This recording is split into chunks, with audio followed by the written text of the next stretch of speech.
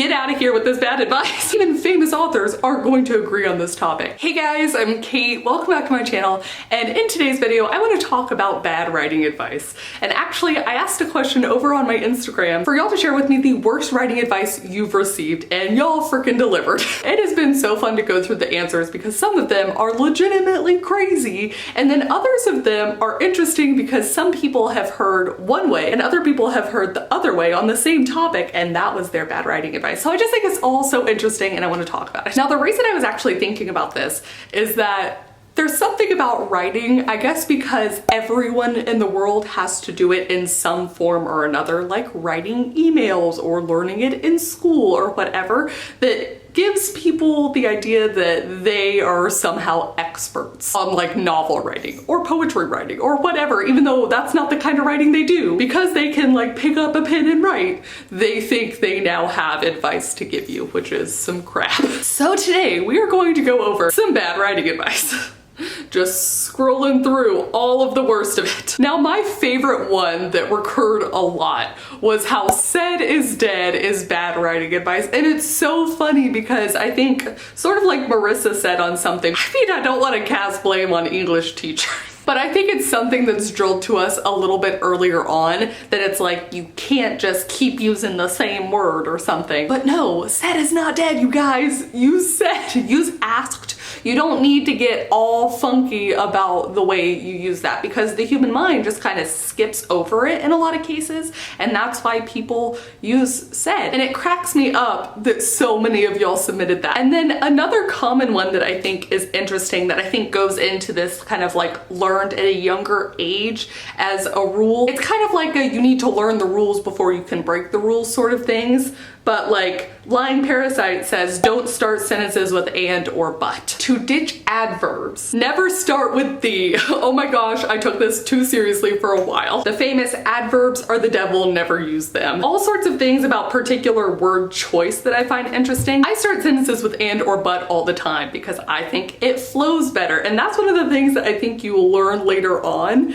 is all about the flow of something. So it's like early on, they're like, don't use this, don't use that, said is dead. And then somewhere in here, I feel like it's like, don't use that many adverbs. And then we all sort of level up into being like, just make it sound good. Like, as long as it's sounding good, that's what's important. Lots of people got the advice, write what you know. And I always think that's so funny too, because I don't know where the line is that people decide to draw on write what you know. Like, are we just gonna throw away all of fantasy and sci-fi because it's made up, like we can't know it? Or are you saying only write from experiences you yourself have lived? Or like, what are we trying to say here? And also, I just disagree. I disagree with that writing advice too. I think it's bad. Don't just write what you know. I think one of the great things about books and writing in general is how it makes you so much more empathetic to other people and how much we can learn from writing and from reading.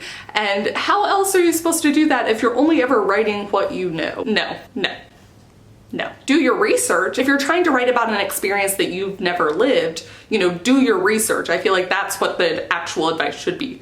Do your research. Read other books. Meet other people. Do all of these things. But don't just write what you know. I like Jenna Streety's, someone told her to write erotica because it sells well.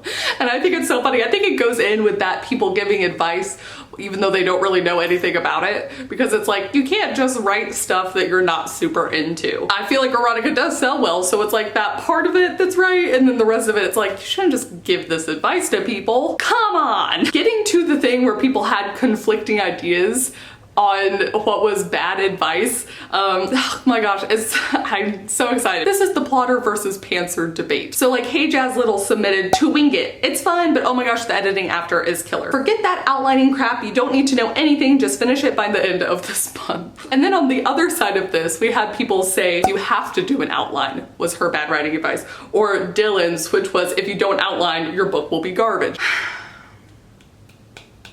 I think like a lot of things, we all want there to be one secret answer for how it's done that should equate with success.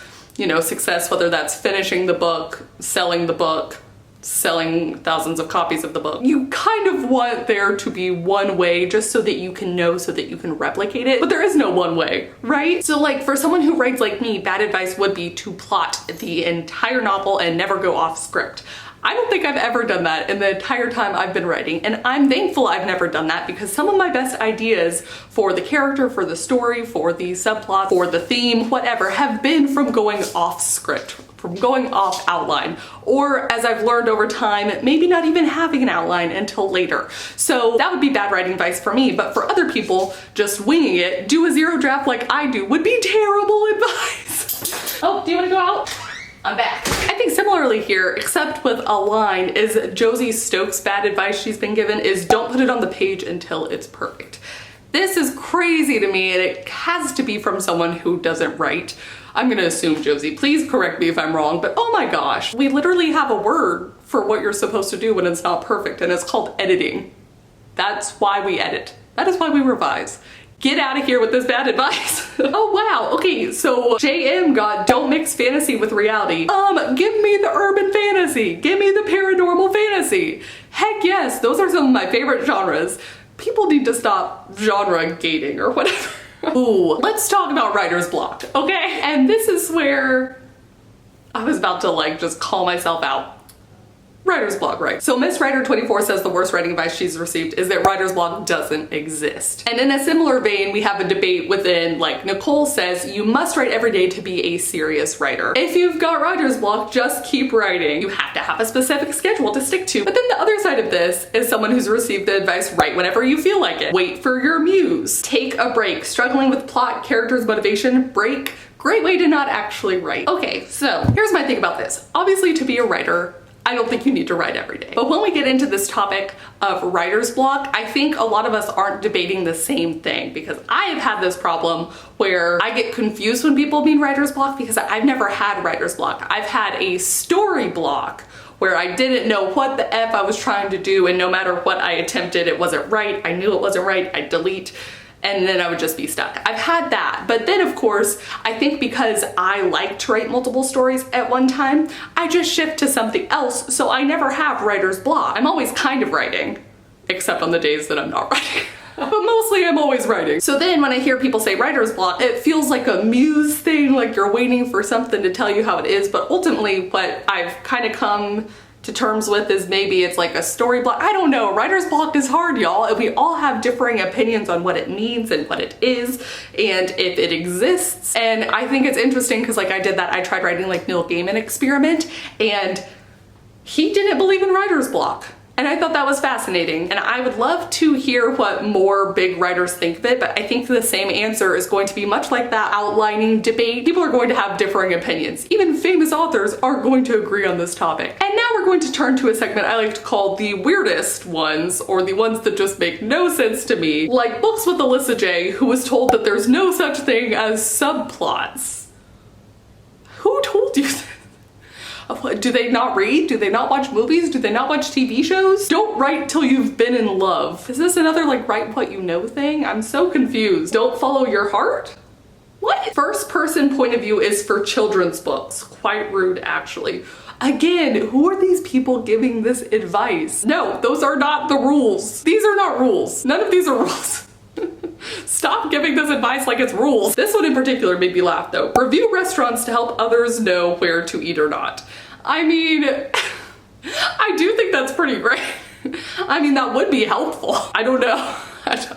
Don't write a novel. No, write restaurant reviews. And then I'm going to end on this one, which is that anyone can write a book. I think this is the kind of advice that boils down into, like, again, what I sort of opened with, like people not understanding what goes into writing a novel. And I just want to say, for all the bad writing advice out there, like, we're all doing something really cool and writing stories, like using our own imagination to come up with these worlds and these characters that don't exist, and telling their stories and trying to have that connect with other people in some way. And that is so cool. And it's also not easy.